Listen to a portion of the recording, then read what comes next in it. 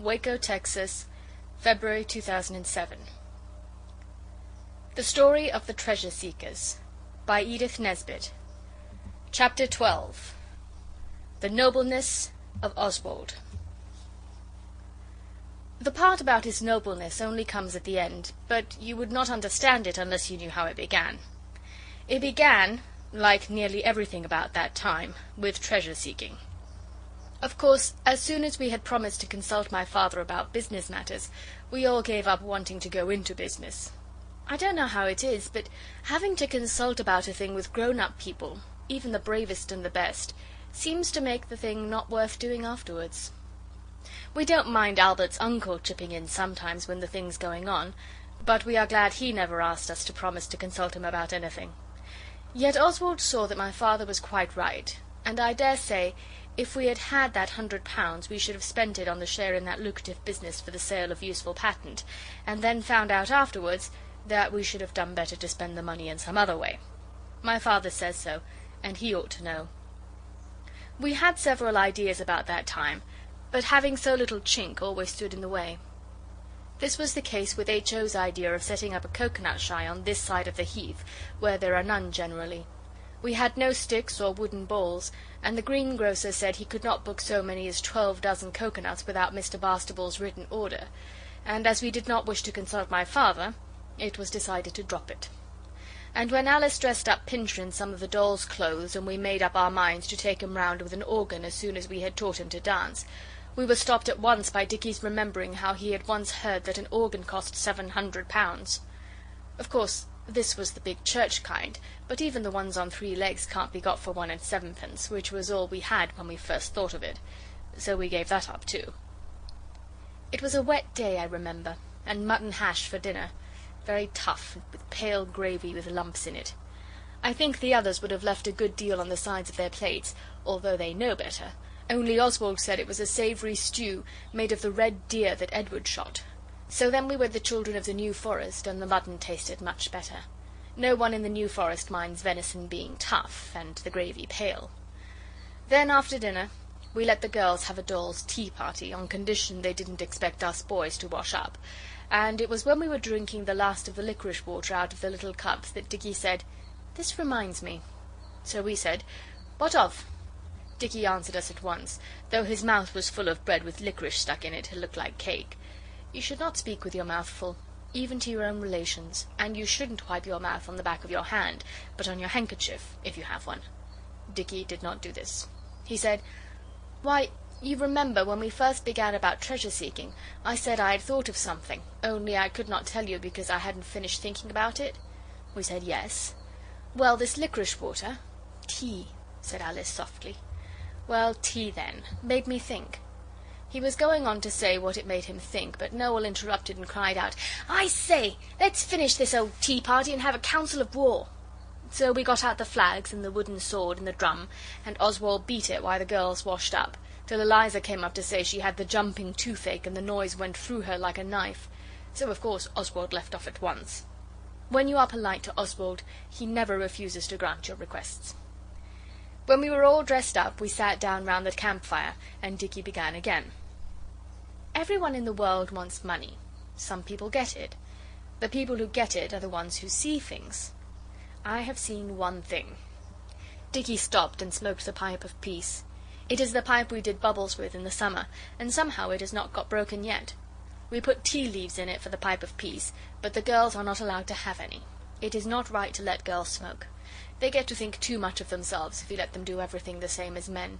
Oswald said, "Out with it."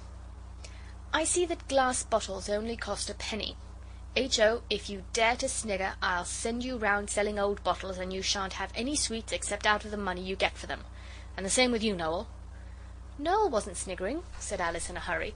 "It is only his taking so much interest in what you are saying that makes him look like that. Be quiet, H.O., and don't you make faces either. Do go on, Dicky dear." So Dicky went on. "There must be hundreds of millions of bottles of medicines sold every year, because all the different medicines say thousands of cures daily, and if you only take that as 2,000, which it must be at least, it mounts up. and the people who sell them must make a great deal of money by them, because they are nearly always 2 and 9 pence the bottle, and 3 and 6 for one nearly double the size. Now the bottles, as I was saying, don't cost anything like that." "It's the medicine costs the money," said Dora.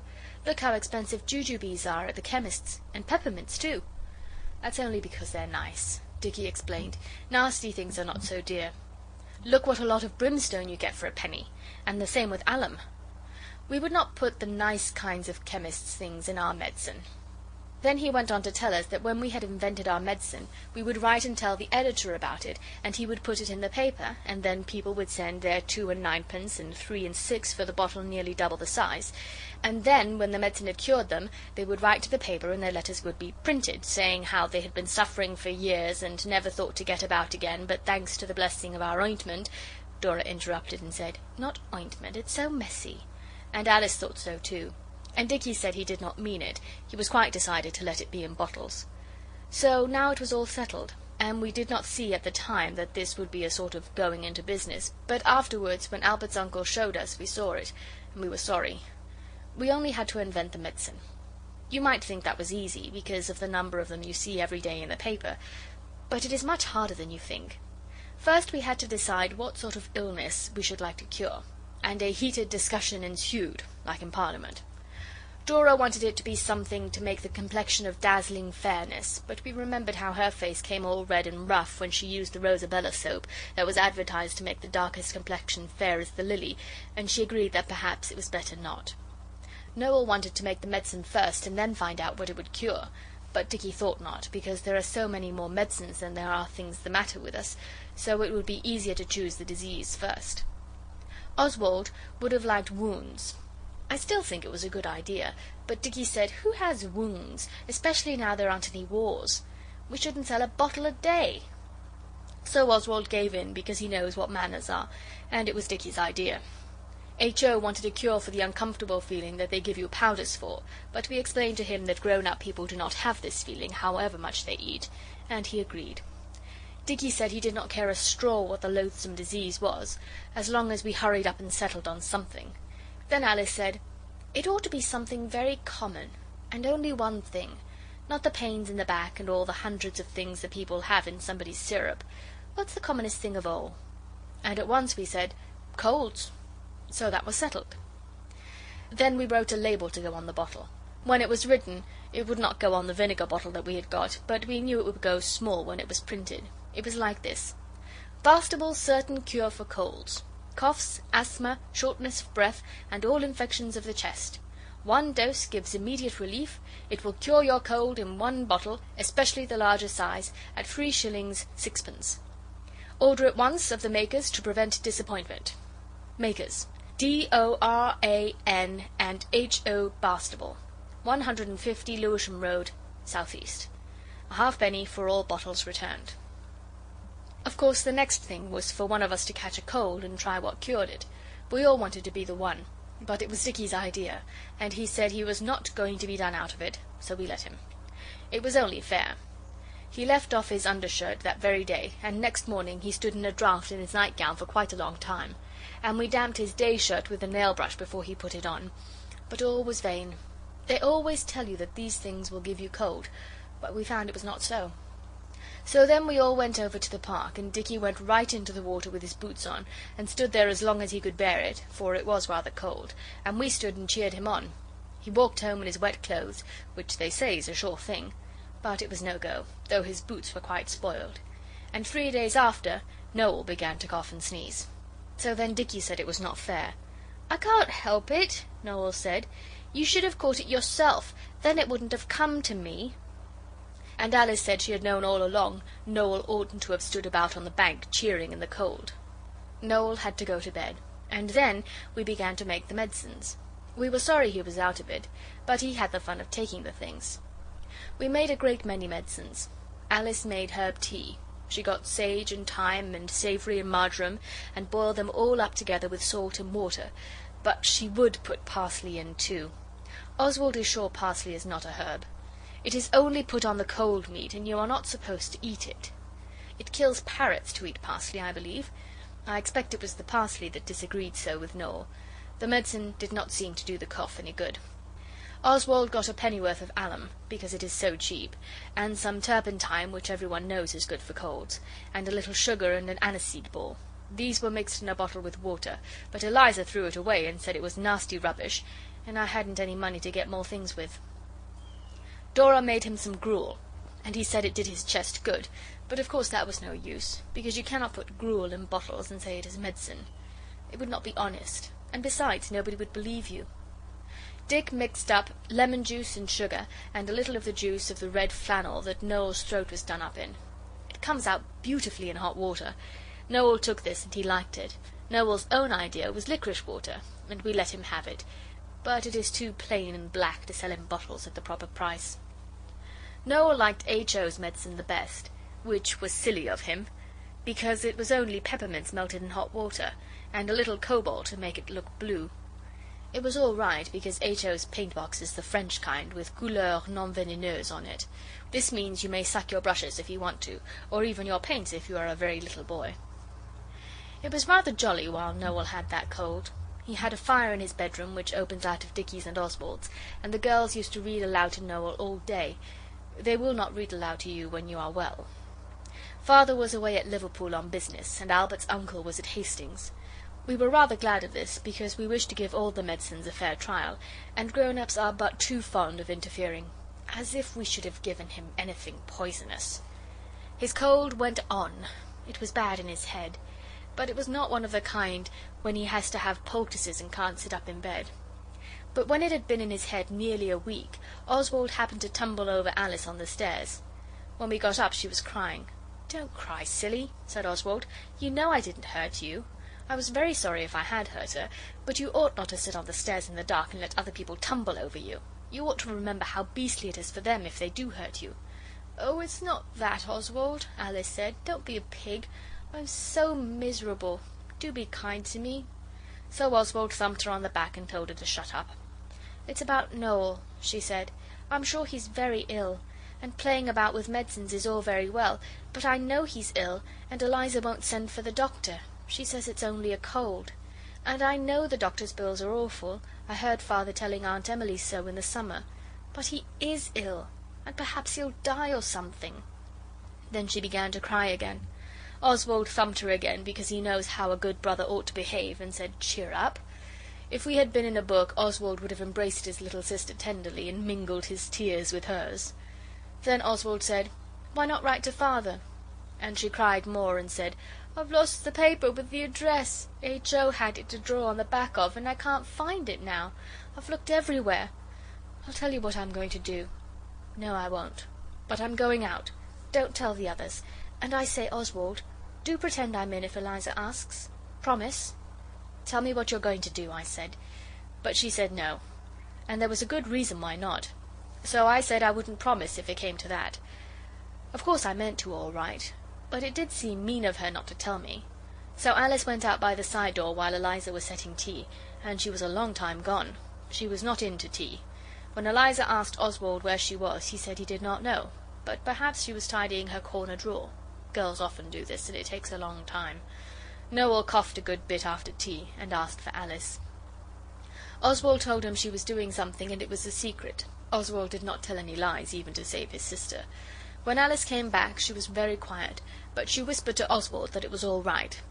When it was rather late, Eliza said she was going out to post a letter. This always takes her an hour, because she will go to the post office across the heath instead of the pillar box, because once a boy dropped fusees in our pillar box and burnt the letters. It was not any of us. Eliza told us about it. And when there was a knock at the door a long time after, we thought it was Eliza come back, and that she had forgotten the back door key. We made H.O. go down to open the door, because it is his place to run about. His legs are younger than ours. And we heard boots on the stairs besides H.O.'s, and we listened spellbound till the door opened, and it was Albert's uncle. He looked very tired. "I'm glad you've come," Oswald said. "Alice began to think Noel—" Alice stopped me, and her face was very red. Her nose was shiny too, with having cried so much before tea. She said, "I only said I thought Noel ought to have the doctor. Don't you think he ought?" She got hold of Albert's uncle and held on to him. "Let's have a look at you, young man," said Albert's uncle, and he sat down on the edge of the bed. It is a rather shaky bed. The bar that keeps it steady underneath got broken when we were playing burglars last winter. It was our crowbar." He began to feel Noel's pulse, and went on talking. It was revealed to the Arab physician, as he made merry in his tents on the wild plains of Hastings, that the Presence had a cold in its head. So he immediately seated himself on the magic carpet, and bade it bear him hither, only pausing in the flight to purchase a few sweetmeats in the bazaar. He pulled out a jolly lot of chocolate and some butterscotch and grapes for Noel. When we had all said thank you, he went on. "The physicians are the words of wisdom. It's high time this kid was asleep. I have spoken. You have my leave to depart." So we bunked, and Dora and Albert's uncle made Noel comfortable for the night. When they came to the nursery, which we had gone down to, he sat down in the Guy Fawkes chair and said, "Now then." Alice said, "You may tell them what I did. I dare say they'll all be in a wax, but I don't care." "I think you were very wise," said Albert's uncle, pulling her close to him to sit on his knee. "I am very glad you telegraphed." So then Oswald understood what Alice's secret was. She had gone out and sent a telegram to Albert's uncle at Hastings. But Oswald thought she might have told him. Afterwards she told me what she had put in the telegram. It was, "Come home. We have given Noel a cold, and I think we are killing him." With the address it came to 10 halfpenny. Then Albert's uncle began to ask questions, and it all came out, how Dicky had tried to catch the cold, but the cold had gone to Noel instead, and about the medicines and all. Albert's uncle looked very serious. "Look here," he said, "you're old enough not to play the fool like this. Health is the best thing you've got. You ought to know better than to risk it. You might have killed your little brother with your precious medicines. You've had a lucky escape, certainly. But poor Noel." "Oh, do you think he's going to die?" Alice asked that, and she was crying again. "No, no," said Albert's uncle, "but look here. Do you see how silly you've been? And I thought you promised your father—" And then he gave us a long talking to. He can make you feel most awfully small. At last he stopped, and we said we were very sorry, and he said, "You know I promised to take you all to the pantomime?" So we said yes, and knew but too well that now he wasn't going to. Then he went on, "Well, I will take you if you like, or I will take Noel to the sea for a week to cure his cold. Which is it to be?" Of course he knew we should say take Noel, and we did, but Dicky told me afterwards he thought it was hard on H.O. Albert's uncle stayed till Eliza came in, and then he said good night in a way that showed us that all was forgiven and forgotten. And we went to bed. It must have been the middle of the night when Oswald woke up suddenly, and there was Alice with her teeth chattering, shaking him to wake him. "Oh, Oswald," she said, "I'm so unhappy. Suppose I should die in the night."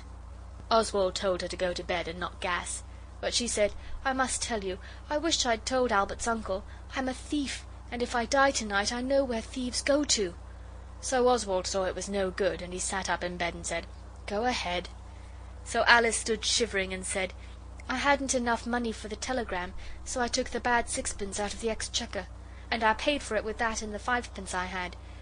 And I wouldn't tell you, because if you'd stopped me doing it I couldn't have borne it. And if you'd helped me, you'd have been a thief too.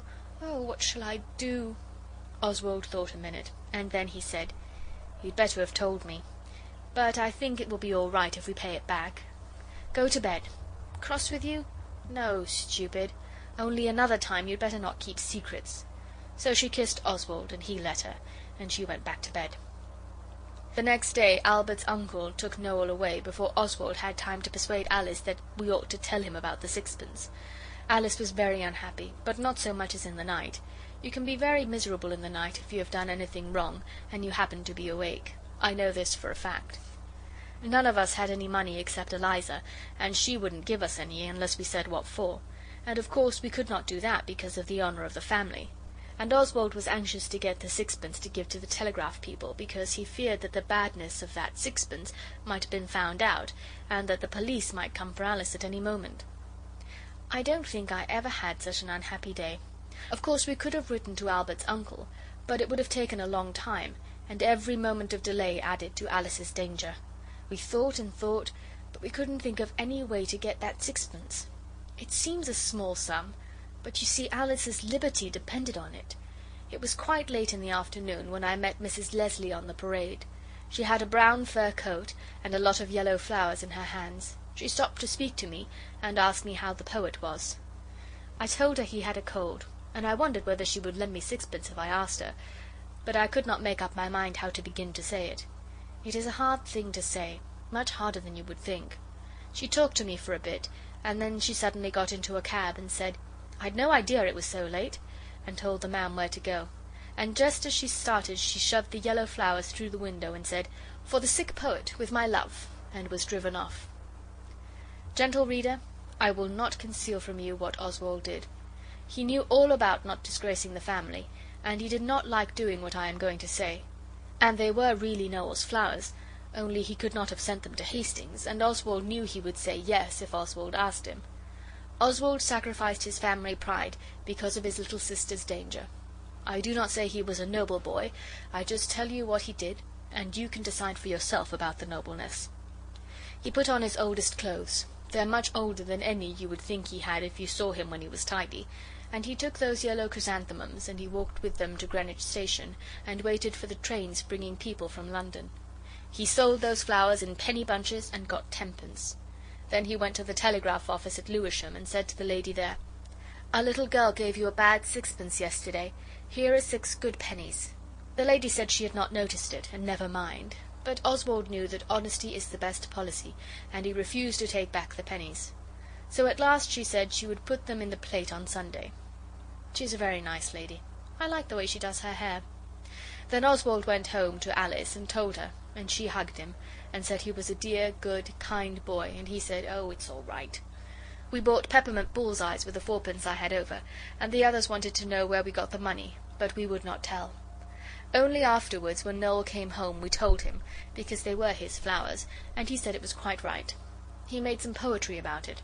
I only remember one bit of it. "The noble youth of high degree consents to play a menial part, all for his sister Alice's sake, who was so dear to his faithful heart." But Oswald himself has never bragged about it. We got no treasure out of this, unless you count the peppermint bull's-eyes. End of chapter 12.